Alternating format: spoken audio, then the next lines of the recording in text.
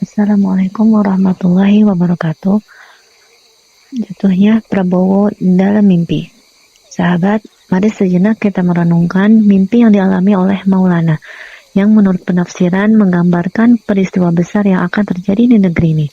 Mimpi tersebut menceritakan wafatnya Presiden Prabowo karena serangan jantung. Sebuah berita yang disembunyikan selama 3 hari sebelum akhirnya terbongkar ke publik. Kegaduhan terjadi, tuduhan antara kelompok Prabowo dan inisial G muncul, dan situasi negara pun menjadi chaos. Apa yang terjadi dalam mimpi ini bukan sekadar isyarat gaib, tetapi sebuah simbol perubahan besar yang sedang terjadi di hadapan kita.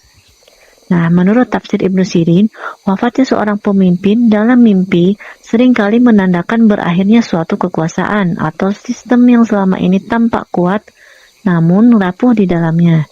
Kematian karena serangan jantung yang kita tahu adalah pusat kehidupan, menandakan adanya kelemahan di pusat kekuasaan, yaitu kelemahan rohani dan emosi yang akan mempengaruhi arah negara. 3 hari dalam mimpi itu bukanlah kebetulan. Dalam tradisi Islam, angka 3 seringkali menandakan sebuah ujian atau transisi besar, seperti halnya ketika Nabi Muhammad SAW bersembunyi selama 3 hari di Gua Sur sebelum hijrah.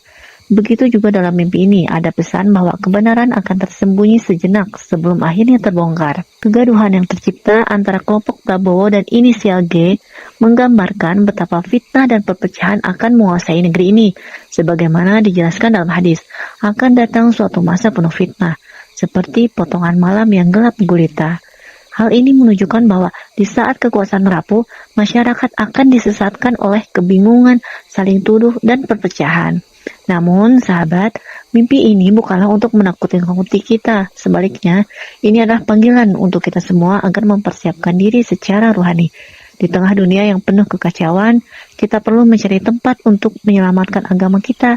Seperti yang ada di dalam sebuah hadis, solusi utama adalah uzlah, menghindar dari fitnah dunia, merenung, menjaga rohani di tempat yang jauh dari hiruk-pikuk politik. Pergilah ke gunung, beruzahlah, jauhkan diri dari godaan duniawi, dan fokus pada penyucian jiwa, memperkuat zikir dan ibadah. Selain itu, kita disuruh untuk bergabung dalam barisan Al-Mahdi, pemimpin yang dijanjikan akan membawa kebenaran dan keadilan. Saat kekacauan dunia semakin dalam, kita harus siap menjadi bagian dari perubahan besar yang akan datang dan tidak terjerumus dalam fitnah. Nah, sebagaimana diingatkan dalam hadis yang mengarah pada kemunculan Imam Mahdi, kita sedang berada dalam fase transisi menuju sistem yang lebih adil dan bijaksana. Saat kekuasaan lama runtuh, akan ada amanah yang diserahkan kepada orang-orang yang terpilih. Nah, saat itulah kebangkitan Islam baru dimulai.